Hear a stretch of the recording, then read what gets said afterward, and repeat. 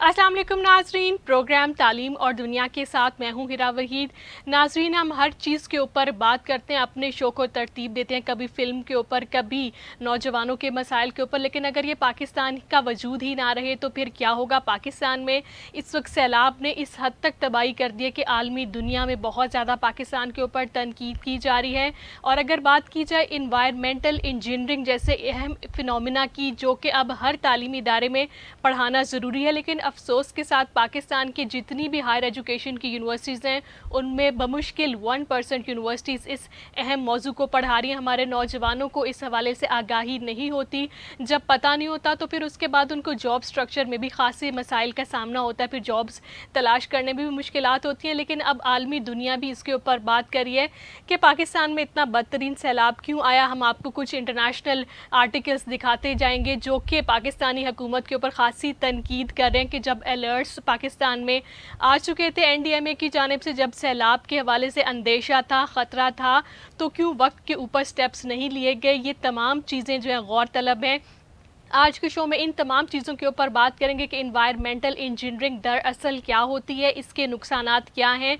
पाकिस्तान में दरअसल बहुत ज़्यादा ग्लेशियर्स हैं, लेकिन ये कोई इतनी खुश आइंद बात नहीं है व्यूवर्स, क्योंकि आलमी माहिरीन मुबस्सिरीन ये भी कहते हैं कि जिस मुल्क में भी ग्लेशियर्स होते हैं, क्योंकि पाकिस्तान में गर्मी जिस हद से बढ़ी है, ग्लेशियर्स अगले आने वाले 40-50 सालों में बहुत ज़्यादा कम हो जाएंगे, जो कि अलार्मिंग भी है, जो कि तवज्जो तलब जो है टॉपिक भी है। इसके ऊपर तमाम चीज़ों के ऊपर आज डिस्कशन करेंगे। हमारे साथ मुनीर अहमद साहब मौजूद हैं जो कि माहिर माहौलियात हैं। मुनीर साहब से तमाम चीज़ों के ऊपर डिस्कशन करेंगे। पाकिस्तान में 2010 में भी सैलाब आया था, उस वक्त भी एक अंदेशा जाहिर किया गया था कि इसके बाद भी जो है ग्लोबल वार्मिंग का हम दोबारा से हिस्सा बन सकते हैं। कोई अलर्ट्स जारी होने के बाद भी क्यों हुकूमतों ने इसके ऊपर फौरी इकदाम नहीं किए, और पाकिस्तान में अब सिचुएशन कहाँ है, अगले आने वाले सालों में पाकिस्तान का दर्जा हरारत कहाँ होगा, और पाकिस्तानी अवाम को अब कितना ज़्यादा अलर्ट होने की ज़रूरत है। बहुत शुक्रिया मुनीर साहब, आपने हमें ज्वाइन किया। माहौलियाती तब्दीली एकदम से पाकिस्तान में रूनुमा हुई, क्योंकि पिछले कई सालों में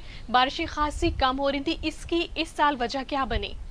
देखें, ये कोई भी मसला जो है वो एक ही वक्त में या यकदम नहीं उठता है, और उसके पूरा एक प्रोसेस कंप्लीट करता है।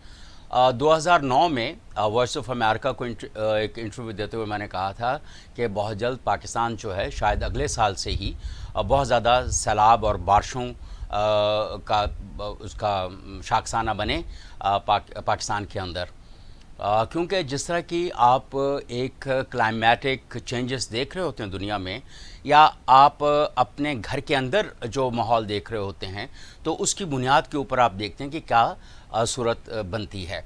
तो उस वक्त भी जंगलात कट रहे थे, पहाड़ों पर से जो भी जो हाई एल्टीट्यूड माउंटेन्स के ऊपर हमारे जो दरख्त थे, चीज़ें वो कट रही थीं, और वहाँ पर बेदरे जो है मकानात बन रहे थे, चीज़ें हो रही थीं। तो उसका अल्टीमेटली एक इम्पैक्ट आना था, और वो आया। वो अब 2010 में आपने सैलाब देखे होंगे, फिर अब जो सैलाब हैं 2022 में 12 साल के बाद फिर, और ये उससे भी ज़्यादा शदीद हैं। पहले जो जर्मन वॉच की रिपोर्ट आई थी उसमें ये कहा गया था पाकिस्तान 10 वल्नरेबल मुल्कों में शामिल है। अब जो 2020 में जो जर्मन वॉच की रिपोर्ट आई उसमें कहा गया कि पाकिस्तान टॉप 5 वल्नरेबल कंट्रीज़ में है। लेकिन जब ये रिपोर्टें आती हैं, दूसरी दुनिया के ममालिक तहकीक करके अपनी रिपोर्ट्स शाया करते हैं, हमारे लोग, हमारे इदारे, हमारी हुकूमतें फिर भी उससे पे इतनी तवज्जो नहीं करती हैं, तो ज़ाहिर है कि उसके चीज़ें होनी होती हैं। फिर दूसरी बात यह है कि हमारे यहाँ पॉपुलेशन ग्रोथ, आबादी का जो बढ़ाव है वो बहुत ज़्यादा है। हमने कभी अपनी पॉपुलेशन को उस तरह से कंट्रोल करने की कोशिश नहीं की, अपने रिसोर्सेज के मुताबिक कंट्रोल करने की कोशिश नहीं की। तो ये भी एक बड़ा मसला है, और हम ये समझते हैं कि जितनी ज़्यादा आबादी होगी, जितने हमारे बच्चे ज़्यादा होंगे, वो उतने हमारे कमाने वाले हाथ होंगे और हमारे हेल्पिंग हैंड होंगे। लेकिन हम ये नहीं सोचते कि वो कब हेल्पिंग हैंड होंगे। پہلے تو آپ نے ان کو پالنا پوسنا ہے، ان کی ایجوکیشن اور صحت کا خیال رکھنا ہے. جب وہ بڑے ہو جائیں گے، اپنے 20s میں کہیں جائیں گے، 20-25 سال کی 30 سال کی عمر کو جائیں گے، تو پھر کہیں وہ آپ کا سہارا بنیں گے. لیکن 25-30 سال تک تو آپ نے ان کی خوراک کا، صحت کا، تعلیم کا بندوبست کرنا ہے، ان کی تربیت کرنی ہے. لیکن ہم نے اس سے ہمیشہ اس کے اوپر خیال نہیں رکھا. پھر یہ ہے کہ ابھی ہم اس وقت کوئی 24-25 کروڑ کے قریب آبادی پہنچ چکی ہوئی ہے، اور اب آپ دیکھیں کہ ہماری آبادی جو نوجوان آئے ہیں، کچھ جو اربن علاقوں میں ہیں، شہری علاقوں میں ہیں، وہ زیادہ بہتر ہیں اور زیادہ ان کے پاس علم ہے. باقی لوگوں کی کیا صورتحال ہے؟ کیا ہمارا تعلیمی نظام جو ہے وہ ان کی جو سیوک ایجوکیشن ہے وہ کر رہا ہے؟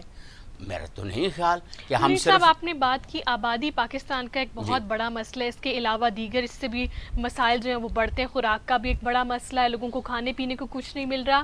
حکومتیں جس کی بھی آتی ہیں، ایک آتی ہے وہ گزشتہ کے اوپر تنقید کر دیتی ہے کہ اس حکومت نے یہ بیڑا غرق کر دیا، اس کی وجہ سے پاکستان میں ترقیاتی منصوبے آگے نہیں چل پاتے. ایک دوسرے کے اوپر الزامات لگا دینا، سیاسی پوائنٹ سکورنگ کر لینا. کیا پاکستان اس وقت ان چیزوں کو فیس کر سکتا ہے؟ پاکستان کے حالات، مسائل بہت زیادہ گریو ہیں، لیکن عوام کی فکر کسی سیاسی جماعت کو نہیں ہے. آپ کیا کہیں گے؟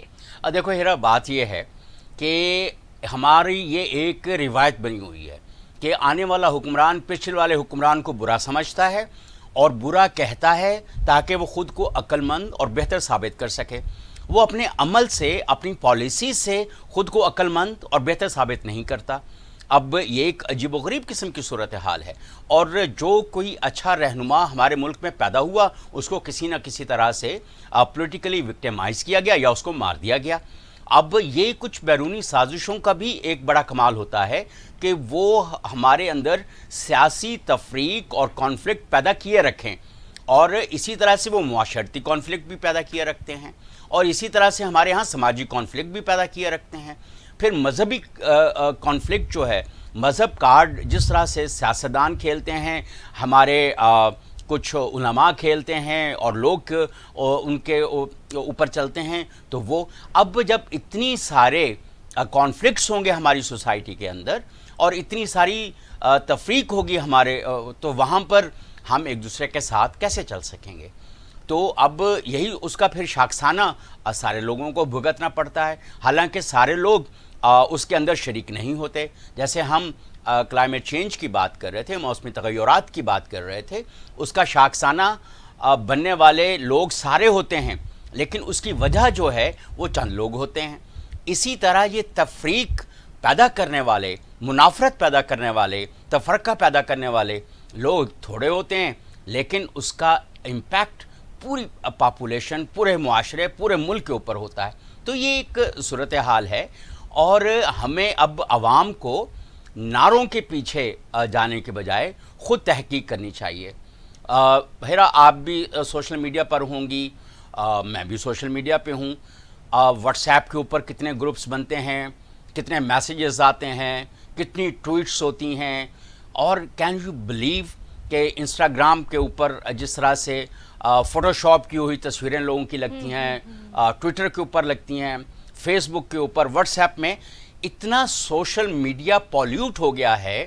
اتنے ہمارے جو نیچرل سٹریمز ہیں نا، یہ قدرتی چشمے جو ہیں، وہ ہم نے پالیوٹ نہیں کیے جتنے یہ سوشل میڈیا پلیٹ فارمز پالیوٹ کر دیے ہیں. اور اس کے اندر اتنی ایڈلٹریٹڈ انفارمیشن موجود ہے جو اور اتنی وہ تفریق پیدا کر رہی ہے، نفرت پیدا کر رہی ہے، کہ اب میرے پاس کوئی میسیج آتا ہے، کین یو بلیو، میں اس کے پیچھے جاتا ہوں، سورس اس کی کیا ہے، کس نے یہ کہا. بعض اوقات ہیلتھ کے بارے میں بعض ایسی آ جاتی ہیں، فلاں حکیم نے، فلاں ڈاکٹر نے یہ کہا. میں پھر اس کے پیچھے I keep on following it and investigating جب تک کہ مجھے حقیقت سامنے نہ آ جائے. اور جب حقیقت سامنے آتی ہے تو پتہ چلتا ہے کہ یہ ایک بالکل فضول بات تھی جو کی گئی. پھر میں لوگوں کو بتاتا ہوں کہ یار یہ ایک فضول بات.